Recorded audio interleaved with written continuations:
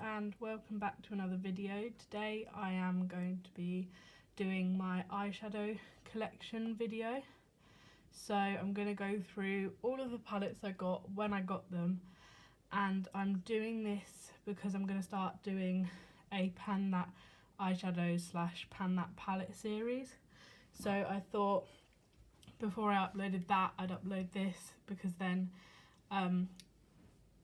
I can reference people back to this to see my whole eyeshadow collection, so they can then see what the options are when I go through my Pan Those eyeshadows / Pan That palette stuff. So these are the two first eyeshadow palettes I got that were high end. I did have drugstore eyeshadows before this, but as soon as I got these two palettes, I completely stopped using my drugstore palettes, and so I actually got rid of them. So I actually got these exactly the same time. I got them for my 17th birthday. So I got both of these in January of 2017. This is the MAC Warm Neutrals palette, and these are the shades. If you want to see a video where I go through and say all the names and swatch all of my eyeshadows, please let me know down below and I will definitely do that. But I think in this video I'm just going to go through all of my eyeshadows. Is the Naked 3. Now it's very pink, and I actually had Revolution, I don't know if they still do, but Revolution used to do a dupe of this, so it was the exact same colours, and that was the eyeshadow palette that I used every day for school. So actually I'll put on screen now the picture of what that palette looked like when I got this one, because I actually did take a picture with both of them, just kind of because I thought it was funny that I'd started off with one and I now had the high-end version of it. I didn't actually ask for either of these eyeshadow palettes for my birthday. It was just that some of my friends got them for me, and I'm really glad they did because it spiraled me into an obsession with high-end eyeshadow. Yeah, so as you can see, as this is very pink and warm tones, I never actually used this top row in the Warm Neutrals palette, because when I wanted a golden look I'd go to this one, and when I wanted a pink look I'd go to this one. So I really felt like these two palettes covered all the bases of everything that I wanted and needed when I first got them. So these were my first two shadows. Now I didn't get my next palette until August of that year, so it was 6 months later, and I got the original Naked palette because I loved both of those two eyeshadow palettes, and I decided that this was the palette that I'd have bought if I was to pick myself which eyeshadow palette I'd have got. So you can see the mirror is completely broken and sellotaped, and this is how well loved this is. I don't have pan in a single eyeshadow in my collection, which is why I want to start a Pan That palette / Pan Those eyeshadows series, but I think it is because most of my older eyeshadow palettes are Urban Decay and MAC, and at the time I was completing my A-levels, so I wasn't really wearing eyeshadow that much in that time, and then it was my first year of university. I wore eyeshadow, but not too much. So yeah, and I never touched these two, and so I'm starting to use them as liners to actually use them within my collection. So again, there was a big jump, and then in December of 2017 I got this Morphe palette. This is the Morphe 12NB. It is a lovely palette, but my only thing is it is mainly mattes. So these are shimmers. This is the only kind of lid shimmer for my skin tone, so I really never reached for this much, and you can see there is a big dent in this. I don't know if you can see actually. Compared to the rest of the eyeshadow palette, these two have the biggest dent, this one especially. The biggest jump so far was I then waited a year until I asked for this for Christmas. So this is the Naked Cherry, and so these are the colours inside. Now it doesn't look very used again because this was in, I got this for my birthday, so January of my first year of uni, and I used this on pretty much every night out I went on, and that was the only time I used it. It was the only time I was wearing makeup, was just whenever I went out to the pub or to a club. So again, there was a whole jump, and this time it was till December of 2019, and I asked for the Tati Beauty palette. This was the first palette that I got the time it released. So I told my boyfriend that I wanted this and that he would have to get it for me, and the reason why I wanted it was because Tati Westbrook was the only makeup YouTuber I was watching. I loved watching makeup YouTube back in through 2012 when I discovered YouTube to 2016, and by the time I got my first high-end palette I wasn't really watching beauty YouTube anymore, but I was still watching Tati Westbrook, and so I really wanted this because I really trusted her opinion. So yeah, so another reason that I really wanted this palette was for the glitters, because I wasn't watching beauty YouTube, I hadn't really heard of glitters. So then for second year this became my night out palette, and I used a glitter every time I went out. And I wouldn't really wear a glitter on an everyday basis, but even if I was just going to the pub, I feel like I just need that little excuse, and I'm ready to whack a glitter on. So just for context, between 2017 and the end of 2019, beginning of 2020, these were all of the eyeshadows palettes that I had.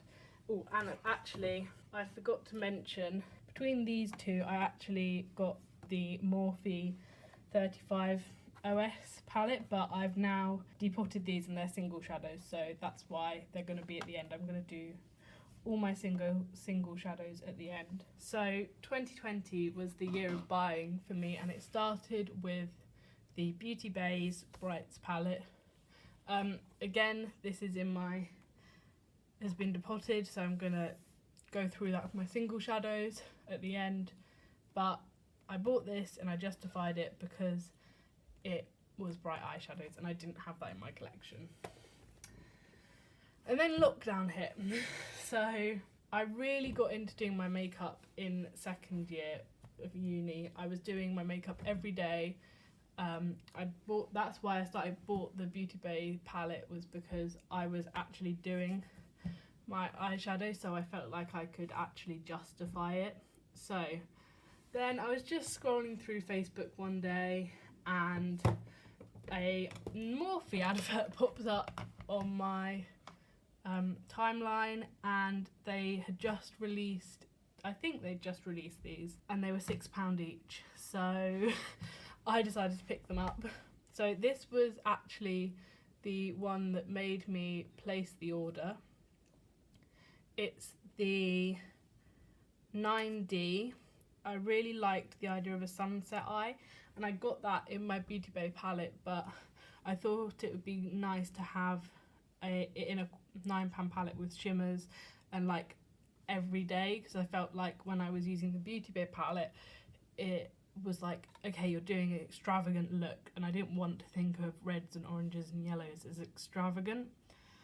So I picked this up, and then to help me get to shipping, so I then decided I'd get this palette, which I'm not really the biggest fan of because there's only 3 shimmers, and this is a great black, but This is the lightest shimmer, and even still it's actually quite dark. It looks quite light because it's compared to the other two, which are even darker, but actually, I don't know if you can tell, it is quite a dark shimmer. This isn't my favourite palette. If you want to see me do a ranking my eyeshadow palettes, that is probably another video that I will do at some point. My next purchase was a formula I'd been wanting to try for a while. So I really wanted to try the Anastasia Beverly Hills formula. I did some research and decided that this was the palette that I wanted to get. So this palette went on sale for £27, and normally in England Anastasia Beverly Hills palettes are £46, so it was heavily reduced. And I then started looking into reviews on YouTube for the palette. I'd gotten back into beauty YouTube that's when I bought the Beauty Bay palette. So 2020 was when I got back into beauty YouTube, and so I used that to my advantage, and I looked for stuff to do with this palette. Now, I did think these colourful shades, the pinks and purples and red weren't going to be my cup of tea, so I thought, what's the point in buying a palette where, you know, only half of it is what I really want? But I saw a rearranged picture, and I'm going to have to try and go back through and see who was... I'll put the picture and their name on the screen and leave a link to the video in the bio. Basically, when you think about it and rearrange it, there's only 5 of these shades, and I started looking at the Modern Renaissance. No, actually, I wouldn't want all those reddy tones. I've got the Naked Cherry. I don't need those in my collection. So I decided that this would be a great way for me to try their formula, because it was so discounted, and I am so glad that I bought this palette. I think this is probably it's easily in my top 3 eyeshadow palettes. It is such a gorgeous colour story, and I'd say the shades that scare me are Wiggly, Shookington and Bigwig. So I sat down one evening and I did 2 looks for each of these shades, one on each eye each time, and Shookington is still the shade and Bigwig is still the shade which I'm not going to reach for on a daily basis, but I found a way to use Wiggly's that just is gorgeous. So I'd start by buffing Ginger through my crease. It's a halo eye. So I start by buffing Ginger in my crease, and then follow it with edges, then Wiggly's, and then in the centre of my eyelid, Zam, with then Soleil on top of it. And it is gorgeous, and it's something that I would wear on a daily basis, and I never thought that I'd use a red. So I think that's amazing, and I really love this palette, and I'm so glad that I picked it up. Right, then the next thing that I bought was the Naked Honey, and it is gorgeous. So everyone on YouTube was raving about this, how it's the best naked palette they'd done, and I know that I like the naked palettes, so I decided I had to pick it up. I got it on discount. I think it was about 20% off, which I now know Urban Decay do all the time, but I wasn't purchasing lots before this. I'd got 2 of my other naked palettes as presents, and the other one I'd got in duty free, so this is a gorgeous palette. It is definitely was an addition to the collection that I already had, as I didn't really have any of these warm goldeny tones, and I love this palette, and it definitely, I feel like my collection being, so palettes that are still all together I have 12 of, and if you take out the 2 Morphe ones, that's 10, and then then almost half of my high-end palettes are naked palettes, and I feel like that means that there aren't many duplicated colour stories. Like, if I want soft pinks, I go to the Naked 3. If I want berry tones, I go to the Naked Cherry. If I want golden tones, I come to this. After coming back to YouTube, beauty YouTube, when I'd watched them before, this brand had not been around, and now I wanted to try it. It is Natasha Denona. I'd never heard of them before this summer, and I think the way that I was introduced to this brand was their eyeshadows at £110, £20. I'm never going to be able to afford that. I'm never going to spend that much money on an eyeshadow palette. And then I started seeing the £65 ones and the Love and the Sunrise palettes. I just thought, I've got the Naked Cherry. I don't know if they're that similar to that palette, but I'd consider picking up some of her smaller ones, but I just don't really have quads, or I can't remember what 5 pans is. But anything in that range I don't really have. I want a palette, and quite often I will sit with 2 palettes open when I'm doing my eyeshadow. So I don't like big eyeshadow palettes, but I like to have variety, so I can be like, oh yeah, I want that shade, or this look would be enhanced with this shade. So I love this palette. I think this was probably one of my most rushed purchases. I saw that it was on sale, so I got it for £48 and I wanted it. I wanted it really badly. I wanted to try the formula that was so hyped up. And the shimmers are gorgeous and they are different, but I don't know how different they are from other new formulas. Like, I'd never tried Anastasia Beverly Hills until this summer, and that formula is so soft compared to the Urban Decay and MAC formula that I'm so used to. I don't know how different it would be from other brands that have this sort of formula, because I don't have many eyeshadows that have a softer formula, but the shimmers are gorgeous in this, and it is a great eyeshadow palette. And I love the fact that you can poke the eyeshadows out of the back and they become single eyeshadows, because I really am getting into single shadows, but I've started by depotting shadows that I already have.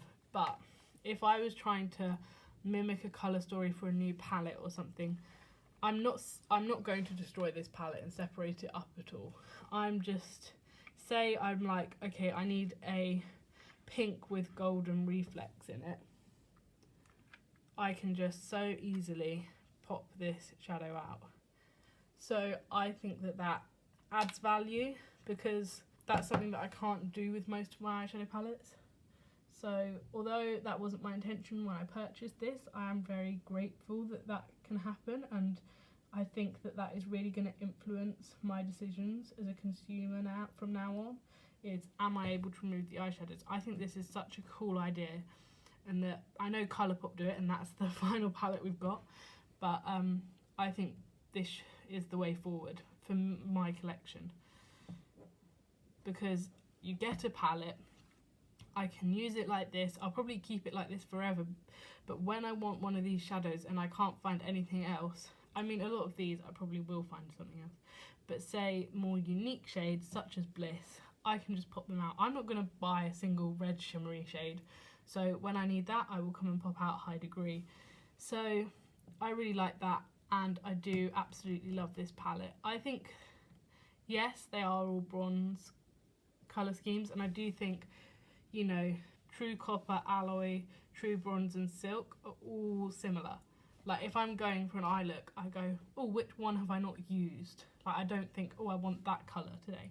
And maybe you didn't need all 3 of these mattes, but I'm not sad to have all of these shadows. I think it is a gorgeous colour scheme, and I think, you know, it probably could have been a £12 palette, but I'm not upset that it's a £15 palette. Now, the final pre-made palette that I have is the Colourpop The Child palette. The reason why I got this palette is I was feeling the green eyeshadows. I absolutely love this shade, Sponsored, and the Anastasia formula is so soft, I just panicked. I was like, I'm gonna go through this eyeshadow, I'm gonna have used it all up, and I don't want that to ever happen.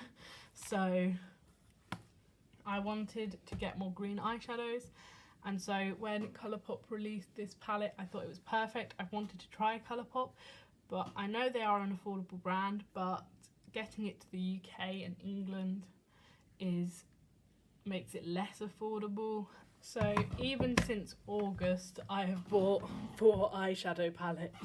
This isn't even the whole of my 2020 eyeshadow palette purchases. I've also got my Beauty Bay palette that I'm going to talk about in a minute.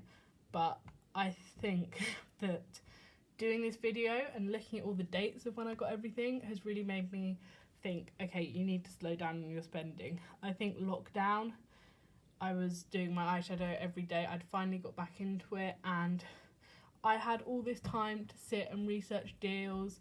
And you know, these 3 I got completely, well actually this is the only palette here that I didn't get on sale, so you know, I didn't pay full price for all of these, but this is still a lot of money to spend on eyeshadow in 6 months. So that is not good. So these are all of my depotted and single shadows. This palette is actually empty, so I'll talk about my Colourpop ones after I've talked about these 2. So I'll start with this palette, I did it first. I've got videos on how I did both of these, so I will link them in the description below, and I will put them in the iCard.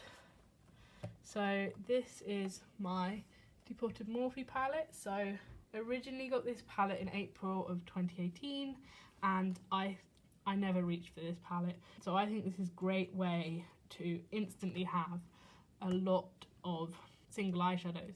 Like, I don't need to get an inner corner highlight shade from any brand. I don't need to get any sort of golden, really plain, just golden shimmers. I don't need to get any dark brown shimmers. I don't use dark brown shimmers enough to justify even having this many, and all of these red, dark, coppery colours. So I think it was great to do this to a palette, as I want to start using single shadows, and this way I can see how much I use them, and I feel like I will get more out of it. Also, it was really useful and exciting to do. I came up with the idea of, oh, actually I could keep the eyeshadows in here and buy some magnetic backing and just put the eyeshadows in like this. And it was a project and I love a good project, and I'm so glad with how it turned out. So next I did the exact same with my Beauty Bay palette. Well, actually, first I depotted these random shades, but as they're all square, they are in here as well. And actually in the Morphe palette there is this additional shade as well. It's a L'Oreal single that I had. So yeah, these were old palettes that I had. This was a Ted Baker quad I got in a Christmas gift set, so I depotted them. And these are all from the I Heart Revolution semi-sweet chocolate bar palette. And then obviously these are all of my Beauty Bay shades. I liked this palette how it was, but I would not go into this on a daily basis.